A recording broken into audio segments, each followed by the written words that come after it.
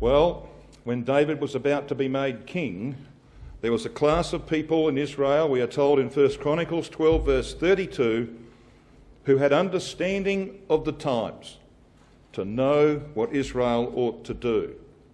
Will it be so, brothers and sisters and young people, just before Christ comes to be made king? Only we can answer that question. I believe there will be, because we can look at prophecy and see very plainly how it's being fulfilled before our very eyes. All the signs are converging. We know that our world is teetering on the verge of an economic precipice. All that's required is for the angels to pull the strings, some kind of manipulation to trigger the crisis that's coming, and the world will plunge into the time of trouble such as never was in our absence, as we shall see later on today. We have great need, as our Lord said to his disciples, to watch, brothers and sisters and young people. And this afternoon we're going to have a look at some very significant things that are happening in relation particularly to Europe and the Papacy. Britain is taking steps that will see it leave the European Union prior to Armageddon. Now, we're going to do something this afternoon that we don't often get the chance to do. We're going to actually laugh, have a good belly laugh, while we're watching Bible prophecy come to pass before our eyes. You don't believe me, do you? Wait, you'll see, because I've done it all before. You're going to laugh while you're watching Bible prophecy fulfilled. Well, we're going to have a look at the young lions. We're going to ask, who are they and who isn't a young lion? And the prospects of a black pope. We're going to have a look at the papacy mingling itself with the seed of men, and that's happening right now. We're going to have a look at Europe rebuilding the Holy Roman Empire, the Fourth Reich. Hitler wasn't successful in building the third and making it last for 1,000 years, so they're having another go. They're building the Fourth Reich.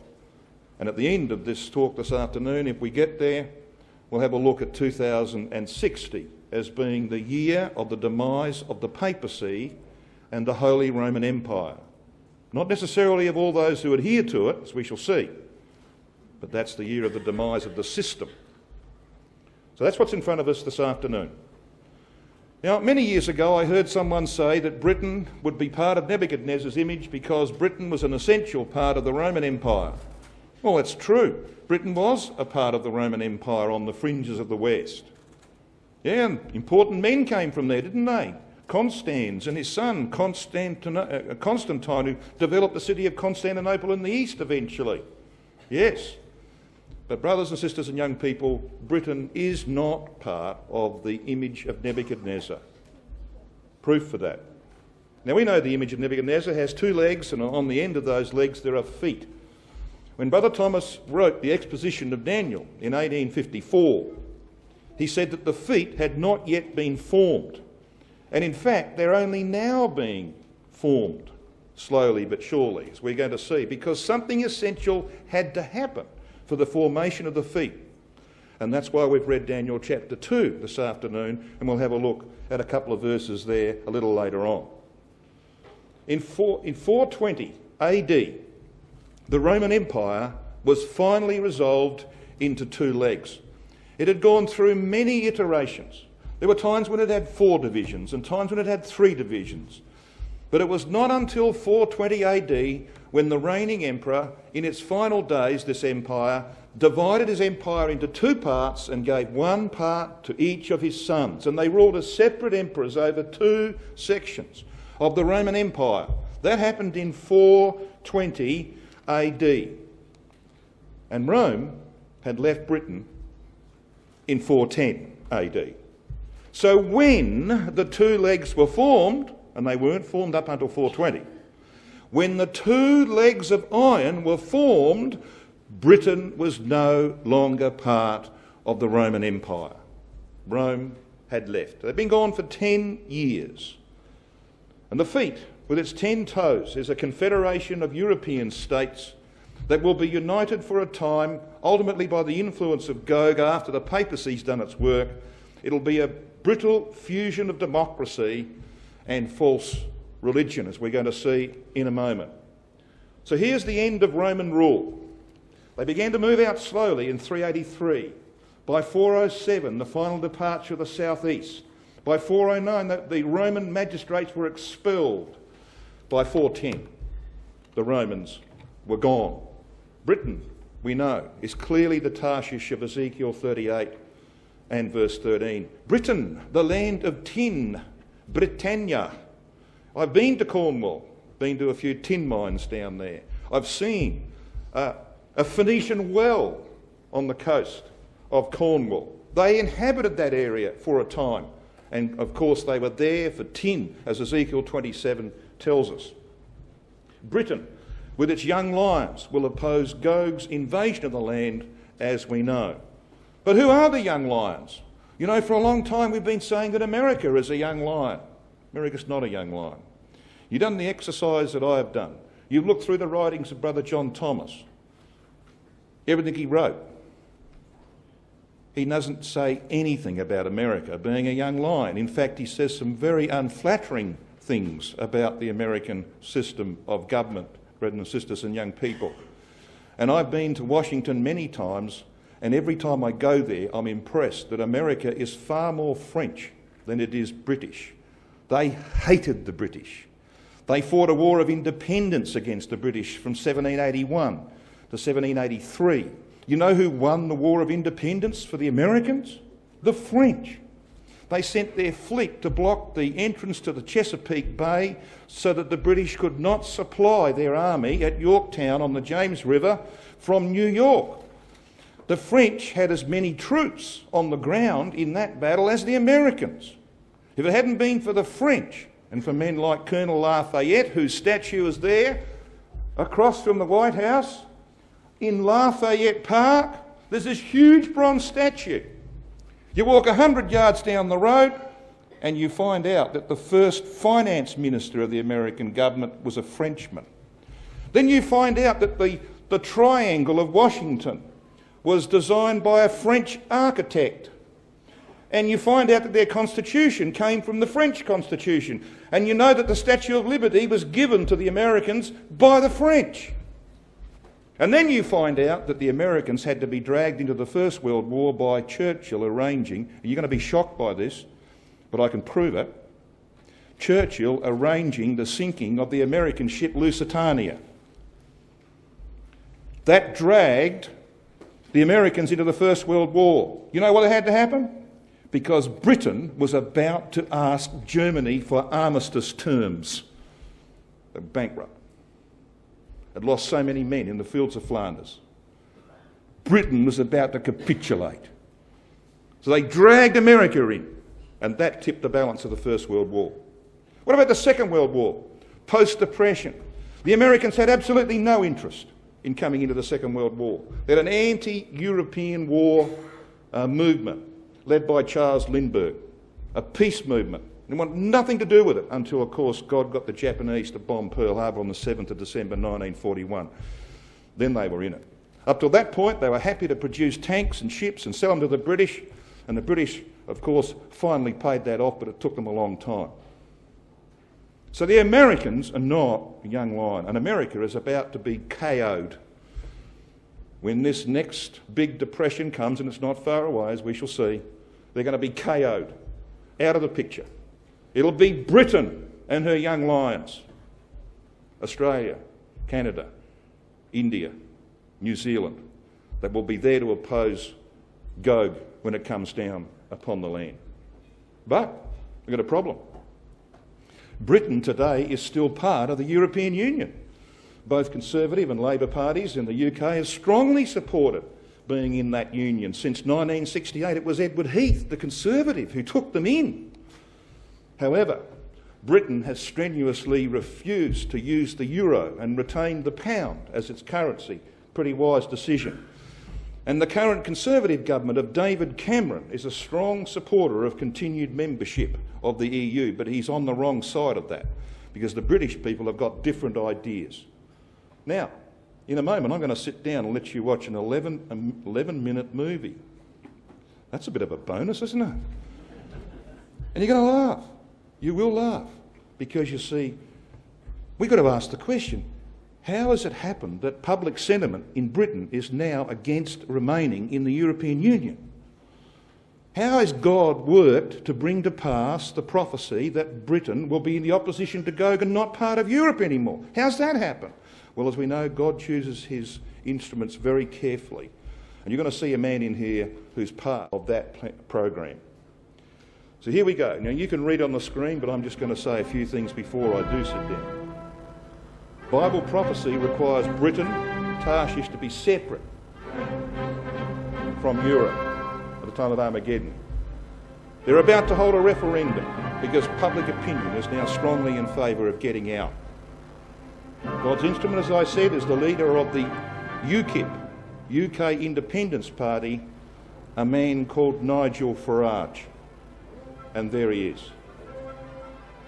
Now, he has been in the European Parliament since 1999, and for 15 years he's harassed the European parliamentary members, including this gentleman, Herman Van Rompuy.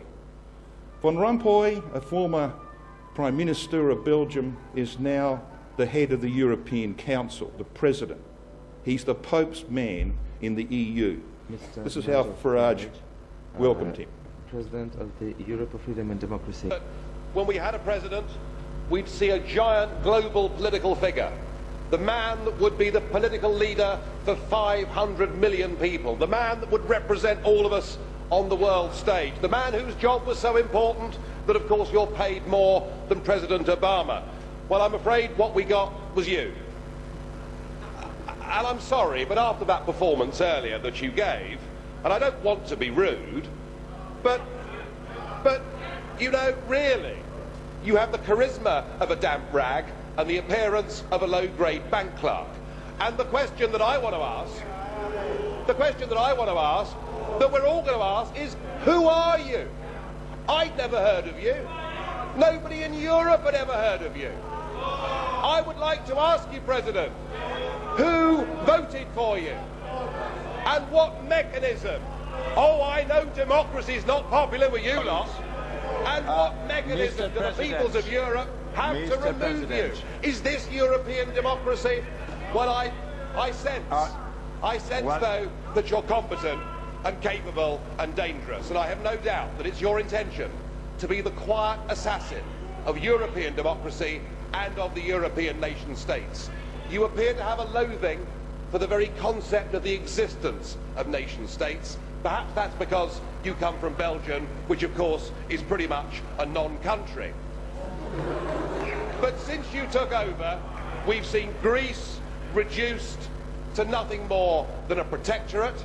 Sir, you have no legitimacy in this job at all, and I can say with confidence that I can speak on behalf of the majority of the British people in saying, we don't know you, we don't want you, and the sooner you're put out to grass, the better.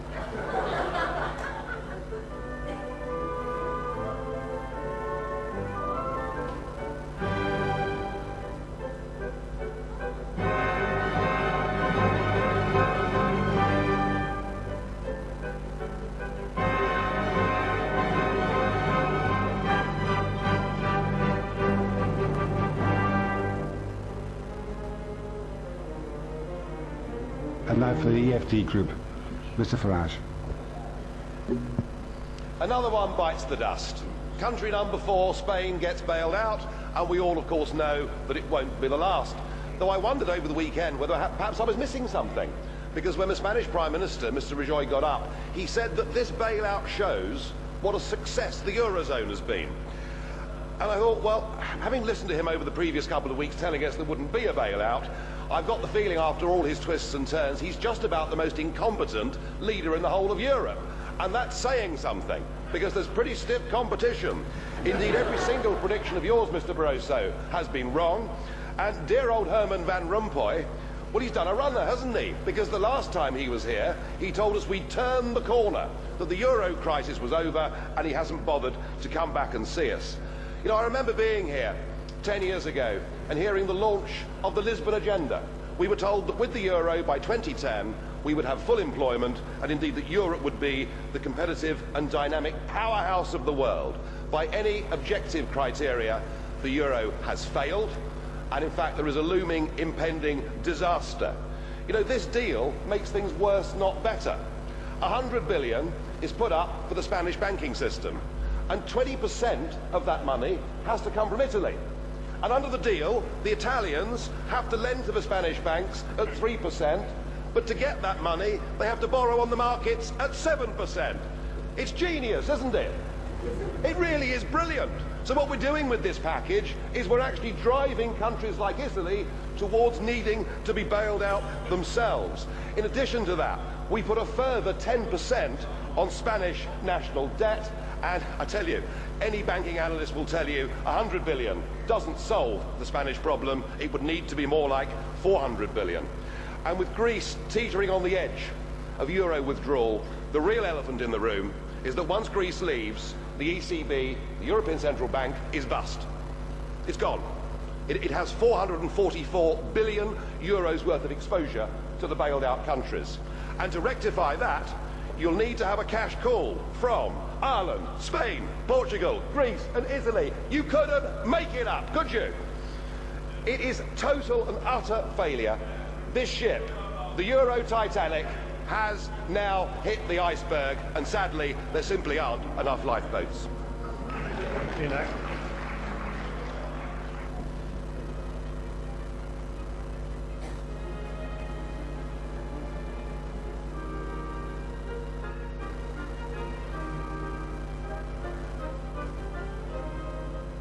Now, on behalf of the FD Group, Mr. Farage. Thank you. I want to begin today on a happy note, to remember that it is 20 years ago this very week that the United Kingdom, having been signed up by the Conservative government to the exchange rate mechanism, broke out of the exchange rate mechanism. It was a great liberation for us, and of course, once having been bitten, we didn't join the euro project, thank goodness. Sadly, the same is not true for much of the rest of Europe. And I thought, through the last 18 months or so, that the economic logic of why Britain left the ERM would apply, particularly to those Mediterranean countries, and I foresaw that actually those countries would leave the Eurozone, probably with Greece leaving this year. But I now have to accept that I've been wrong about that, because I had totally underestimated the complete fanaticism, Mr. Barroso, of you, your College of Commissioners and the European Central Bank. You've come out fighting on all fronts. Today you announced there's going to be a banking union, yet more centralised control, yet more regulation.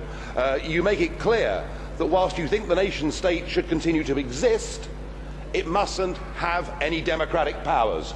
All democracy is to be vested here under what you call the community method, which of course means that your unelected commission has the sole right to present that legislation. So I don't believe you when you say that, and I find the tone of much of what has been said and done over the last few days really very worrying. Mario Draghi, now known by some that believe in the euro as Super Mario, well, he showed us his big bazooka the other day. He upped the stakes, and he told us, and it's to me an odd concept, that he had unlimited money. Now, I don't think money grows on trees, and I think that money is limited to what the German, Dutch and Finnish taxpayers are prepared to put in. But he's made it clear his intention. He will fight to the last German taxpayer to keep the Mediterranean countries that should never have joined the euro in there. And you've got, of course, the Prime Minister now of Italy, perhaps we ought to call him Monstrous Mario, who made it clear last week that he feared that nation-state democracy could bring down the European Union, and therefore we have to bypass nation-state democracy and pass all the powers here. Your henchman, Olli Rehn, who's here today, I mean, he dares to tell countries when they should and should not have general elections. He's urging Spain to accept a full bailout so that they too are trapped in the euro prison. You know, I have to accept that you now have the whip hand over the citizens of Europe, and I now think that this euro crisis will go on for a whole miserable decade. In the end, you will have to face the reality that even France and Germany cannot survive together in the same economic and monetary union. And certainly with President Hollande reducing retirement ages, upping minimum wages and bringing in a hate tax for the successful, which will see all the entrepreneurs leave France, I'm afraid that gap will get bigger. And I wonder where the hope comes for those that believe in nation-state democracy. Well, we've heard that the German court this morning has decided that the ESM is okay. Maybe the Finns will say they've had enough. Maybe the Germans, as a country, will say we no longer are going to go on feeling ashamed and guilty of what our grandparents' generation did, and we'll start to stand up for our own economic interest. I don't know, but I suspect that the best hope we've got actually comes from the United Kingdom, where now the demand for a referendum is stronger than it's ever been, where a Conservative Prime Minister is in very deep trouble. And I think, Mr Barroso, today, the British people hearing you calling for the European Union to become a global power, making it absolutely clear that member states must obey what you tell them, whether they're in the relatively wealthy north or the poorer south. I think those comments, this emerging, creeping Euro dictatorship, is something that will repulse millions of British people, and the only good news I take from today is you've helped to bring that referendum just a little bit closer. Yes, and a bill for a referendum in 2017 has been passed in the House of Commons. I think it may come quicker than that.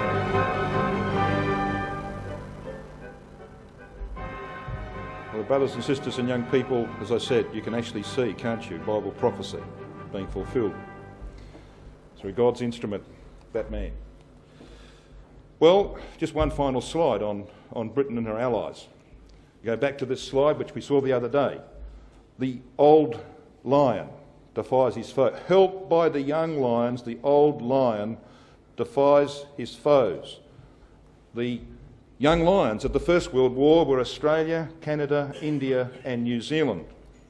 And among the countries who survived the global financial crisis of 2008, the best were Australia, Canada, India and New Zealand. Now that's by coincidence, of course. Perhaps not. Perhaps that, brothers and sisters, is Bible prophecy being fulfilled as well. All have a British system of government, and 3 share the Queen as their titular head of state. It'll be those countries that back Britain against the Gogian invasion of the land, Ezekiel 38. Let's move on to the Pope.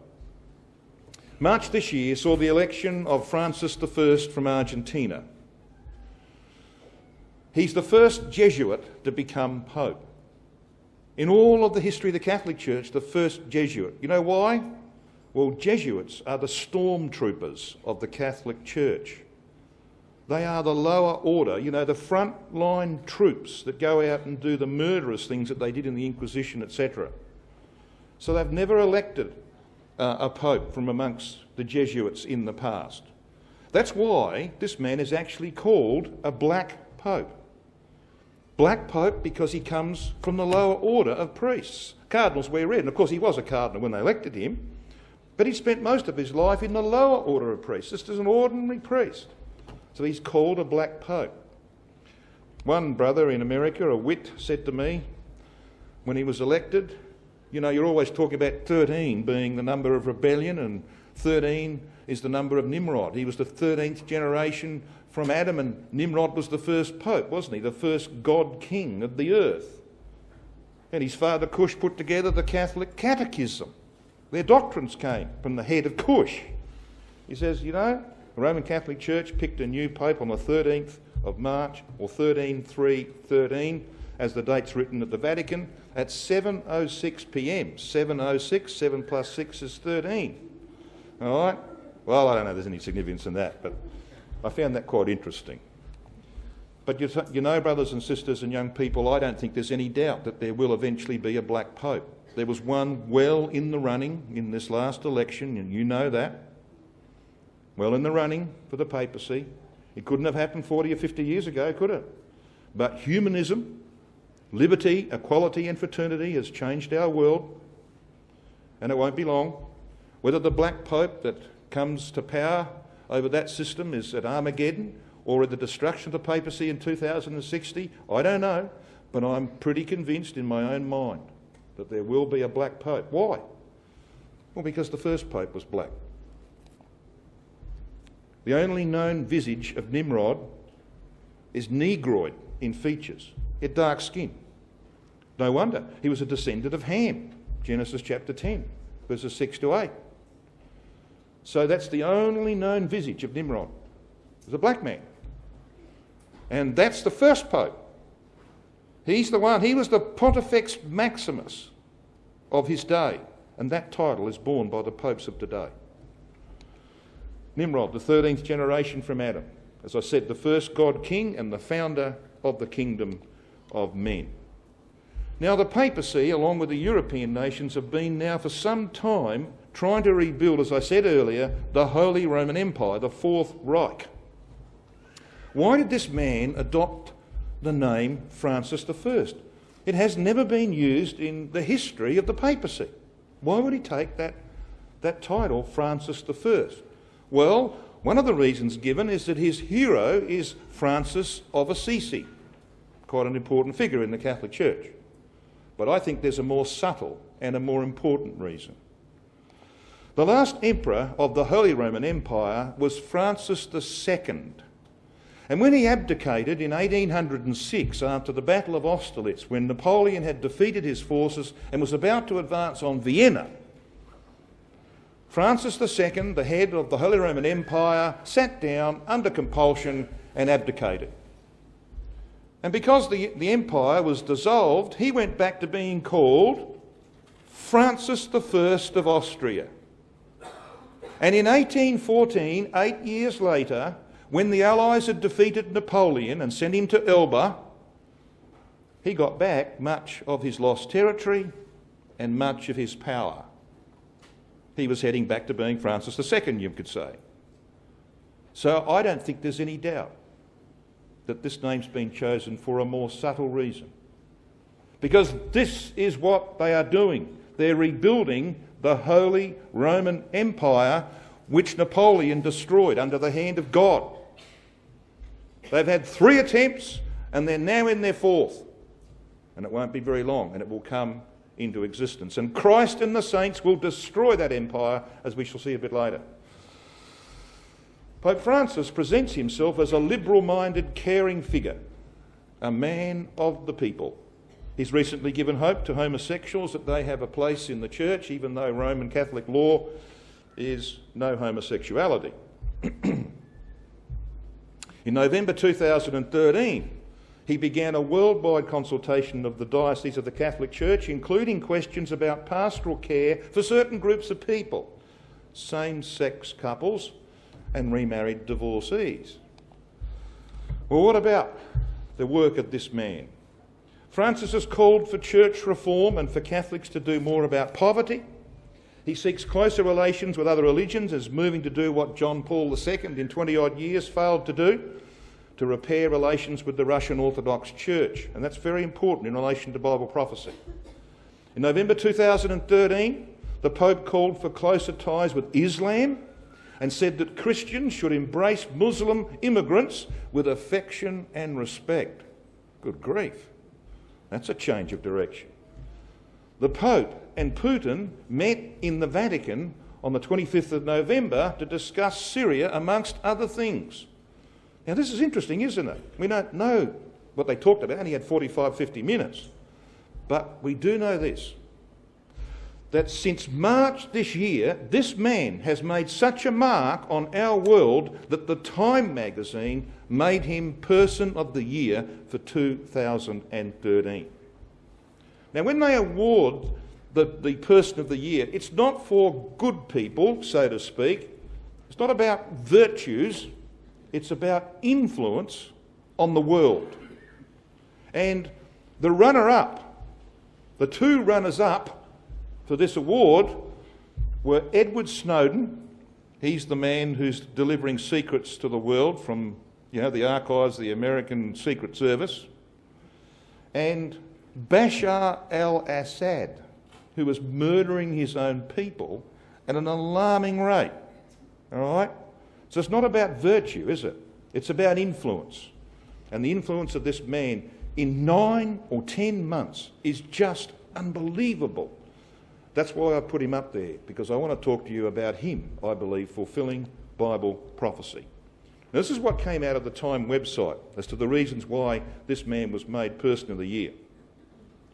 They're talking here about significant shifts in the church. John Paul II and Benedict XVI were professors of theology.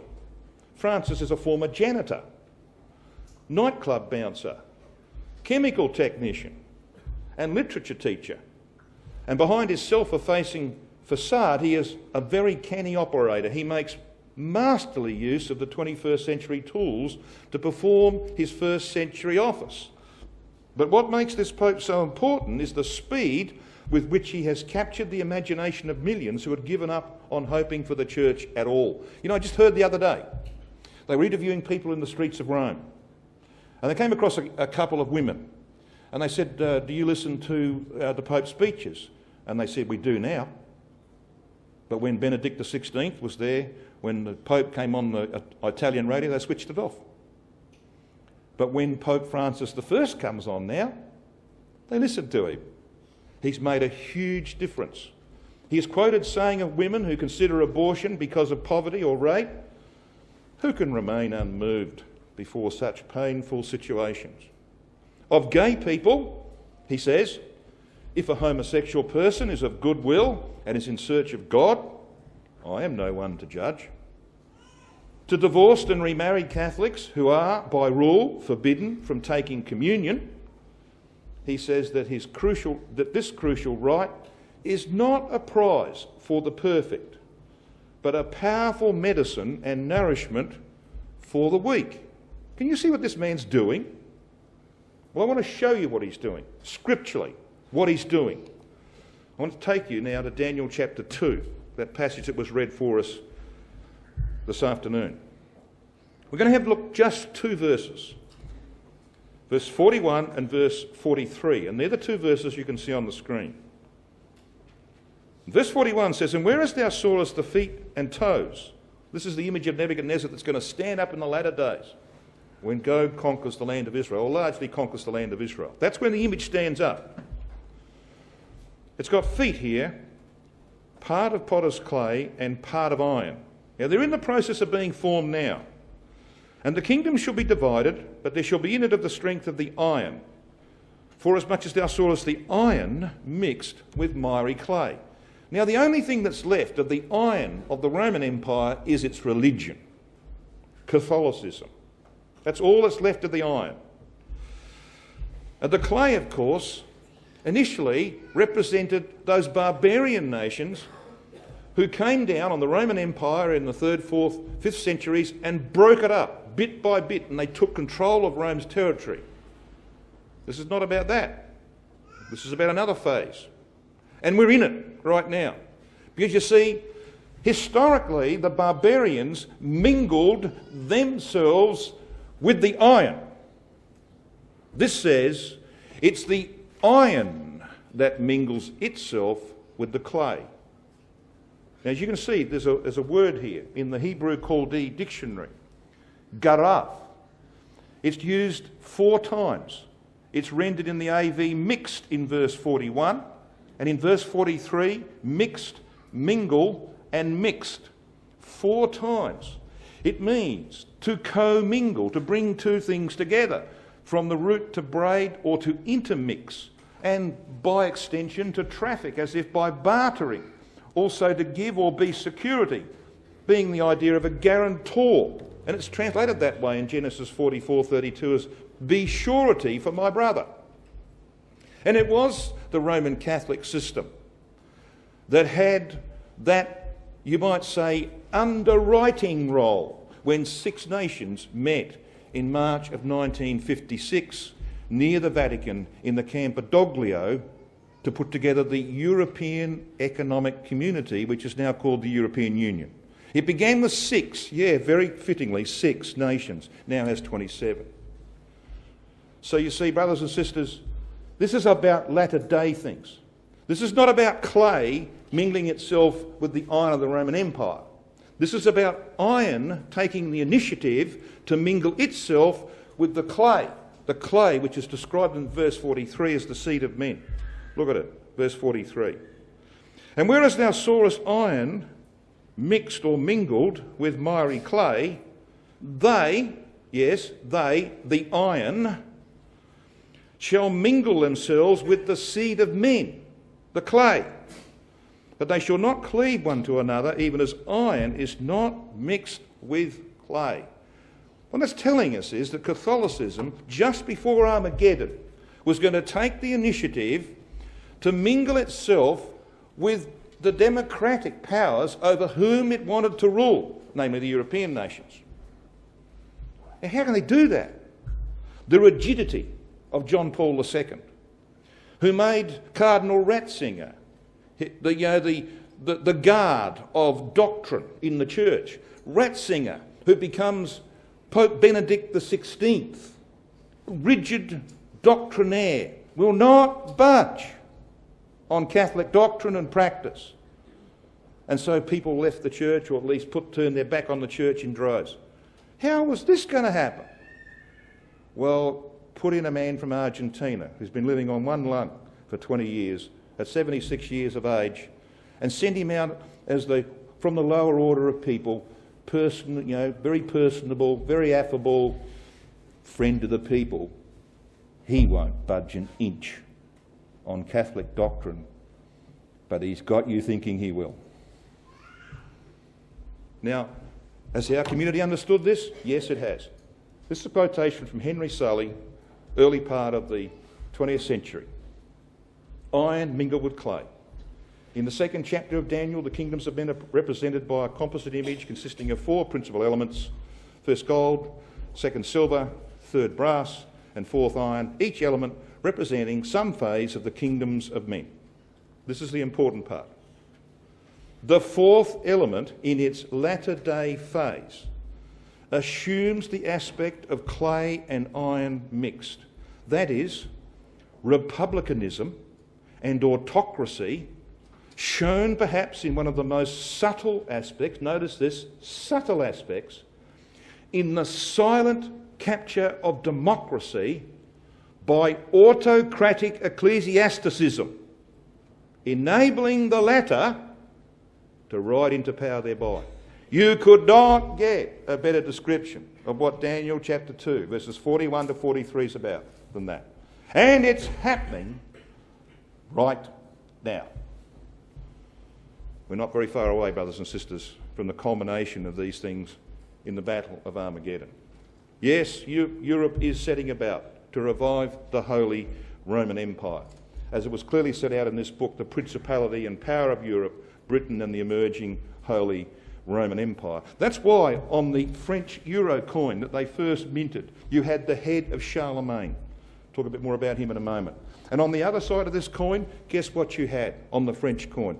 You know, no prizes for guessing. On the opposite side, liberty, equality and fraternity. You have iron on one side and you have clay on the other. That's what they're about. But they're about to meet their doom. Now, this is the pattern of Roman Catholic resistance to Christ for 40 years after Armageddon, as best as we can ascertain from the prophetic scriptures. And there are many of them that speak of this, from the beginning of the Bible to the end. Armageddon, of course, we'll see. As you can see from this line that drops down a cliff, Armageddon's going to be a massive blow to Catholicism. But in the 10 years after Armageddon, before Rome itself is destroyed, as Revelation 14 verse 8 tells us, when it's destroyed, Psalm 2 will have been fulfilled. Why do the nations assemble themselves together? I've set my king upon my holy hill of Zion, says Yahweh in verse 6 of Psalm 2. Why are they doing this? Well, they're doing it because the papacy is organising a rebellion against the rule of Christ in terms of their doctrine, their Jesuit doctrine, which has been adopted by many churches around us, of the Antichrist. That this one who sets himself up in Jerusalem is going to be the Antichrist. Yeah, they'll swallow it, hook, line and sinker, and they will oppose Christ's rule. When Rome's destroyed, heavy blow, won't stop them. They will revert to Central Europe. and they will complete the rebuilding of the Holy Roman Empire, just at the time when Elijah's got returning Israel. Something like 12 million of them, there in the body of Europe, in what's called biblically the wilderness of the peoples. And that's going to lead, brothers and sisters and young people, to the destruction of this system. It's going to be destroyed by Christ and the saints, but some considerable time after Armageddon. We know that. What is the year? Well, 2060. Now, you in Daniel? I want you to move to Daniel 7, if you wouldn't mind.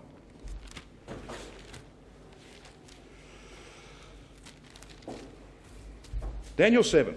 Verse 7 talks about this fourth empire, the Roman Empire, with its 10 horns. And of course the 10 horns tells us that it would be broken up into 10 parts, have 10 nations formed on its body politic.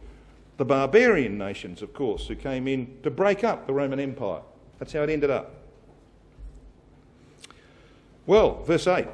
I considered the horns, and behold, there came up among them another little horn, before whom there were 3 of the first horns plucked up by the roots. And behold, in this horn were eyes like the eyes of man, and a mouth speaking great things. So, what's this all about? Well, Sir Isaac Newton knew what it was about. Yeah, he knew what it was about. Sir Isaac Newton was a mathematician and physicist who lived between 1642 and 1727. It's a long time ago. One of the most fabulous scientific intellects of history, leave alone of his own time.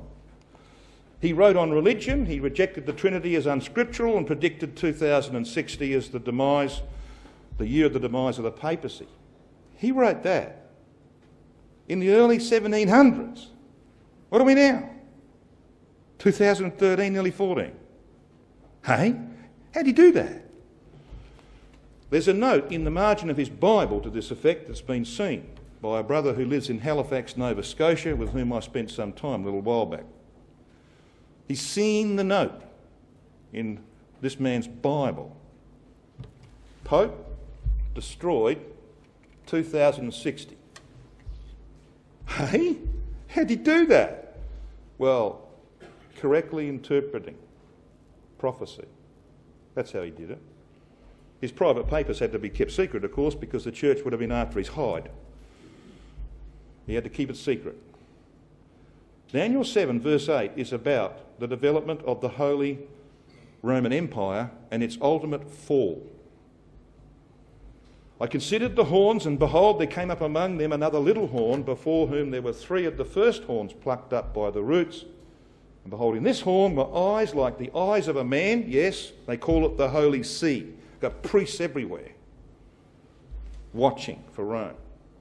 And a mouth speaking great things. Yes, issuing encyclicals, which of course Pope Pius IX in 1870 said, when in ex cathedra, was infallible. Yeah, mouth speaking great things. So what happened here? What happened in history to fulfil this prophecy? Well, in the late 600 ADs and early 700 ADs, the papacy fell out with the Roman emperors who were ruling from Constantinople. That's way over in the east. So here's the Roman Catholic Church in Rome, way over in the east, in Constantinople. The Roman emperors decided that they were going to give up idolatry. They weren't going to worship idols anymore. And they said to the Pope, we're not going to worship idols, we want you to get rid of yours. He said, go jump in the lake. Well, they said, okay, we'll jump in the lake, but you can row your own canoe. So they left him to his own devices, and the Lombards in northern Italy said, you beauty, we've been wanting to get back at this fella for some time. So they started to make life very difficult for him. In the end, he was so desperate he had to send to the King of France, a man called Pepin, to get some help. In 754, Pepin came down, and in several campaigns he defeated the 3 Lombard kingdoms, and then in 758 he gave them to the Pope. He gave these 3 Lombard kingdoms, you know, the horns that were on the head of the Roman beast. He plucked them up and he gave them to the Pope. It wasn't though the actual start of the Holy Roman Empire. It took a little while to come to pass. By the way, you see this gentleman here? That's Pope Pius XII. He was the papal nuncio in Germany in 1930, 1933, when Hitler came to power in Germany, he was the man that signed the Concordat with Hitler about the destruction of the Jews. Yeah. Look what he's got on his head. Looks pretty big, doesn't it? That's because it's a triple tiara crown. That crown was created to celebrate the plucking up of the 3 Lombard kingdoms and them being given to the Pope as part of his empire. All right? Well, history went on. It was the son of Pepin, Charlemagne, Charles the Great, who was finally crowned Emperor of the Holy Roman Empire in 800 AD on this very day, 25th of December, 800 AD. How do we know that's true? Well, on the back of the French coin, euro coin, with the head of Charlemagne are 2 dates, 800 to 814. He died in 814. He'd been king for decades before 800. So 800 is the time he becomes the emperor of the Holy Roman Empire. The Europeans know that.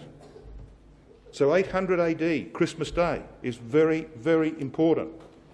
This is when the Holy Roman Empire came into existence, the First Reich. So when's it going to end? Well, we're told that in verse 25. Daniel 7, verse 25. And he shall speak great words against the Most High, and shall wear out the saints at the Most High, and think to change times and laws. And they shall be given into his hand until a times, and a dividing of time. And the judgment shall sit, they'll take away his dominion, and the kingdom will be given to the saints, to the people of the saints of the Most High. Read Christ in the saints. Okay? So he's going to have an end. When? Well, he's been given a time, until a times, and the dividing of time. And what's that all about? Well, as I said this morning, there were 360 days in a Jewish year, and it's called a time. It's like in Daniel chapter 4. 7 times were to pass over Nebuchadnezzar when he went out with the disease of lycanthropy. Remember that? Became like an animal? 7 times. Yeah, history records 7 years.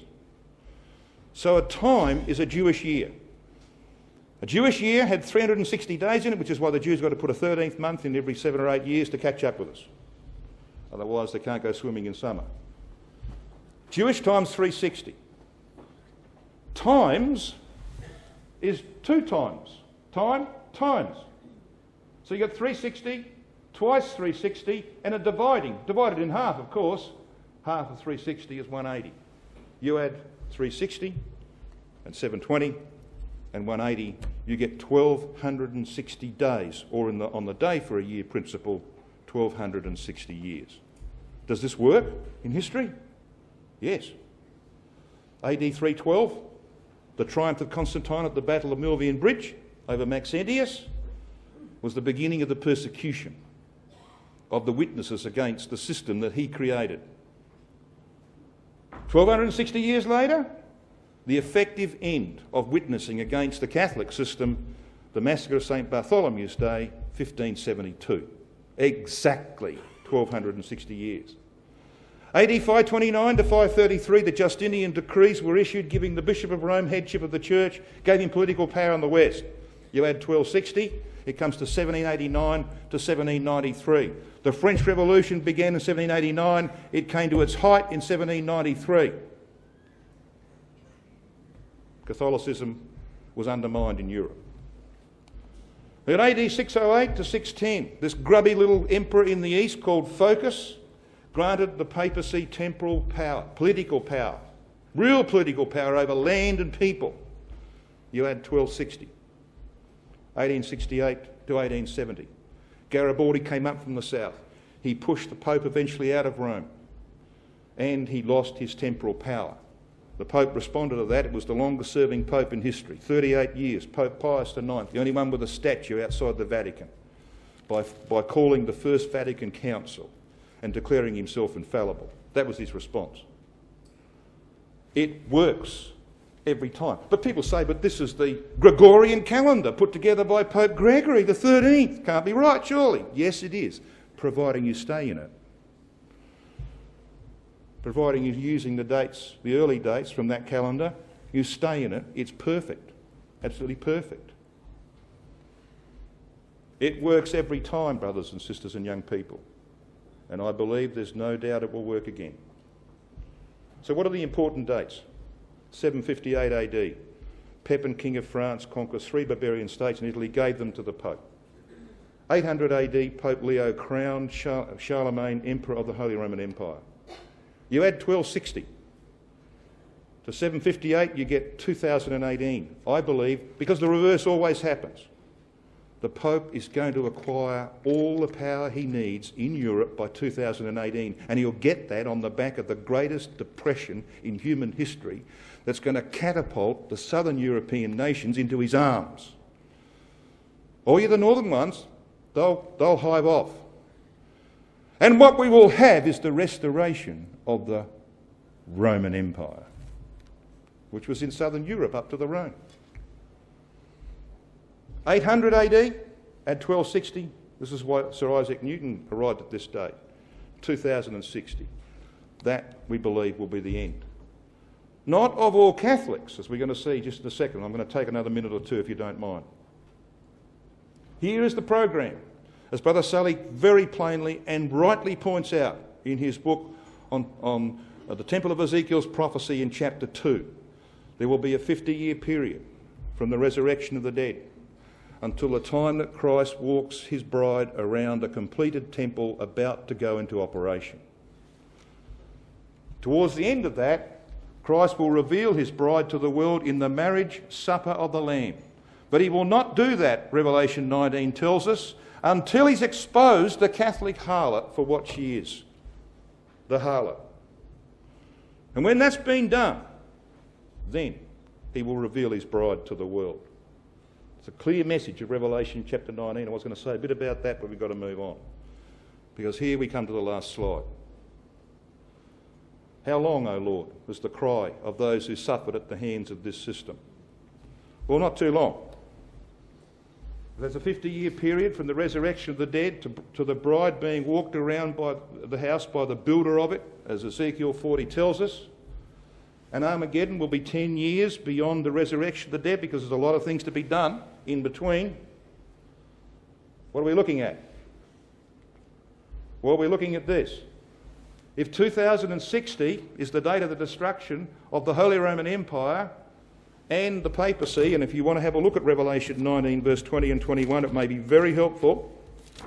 Revelation 19 verse 20 says, "And the beast," read the Holy Roman Empire, as Brother Thomas points out in Eureka,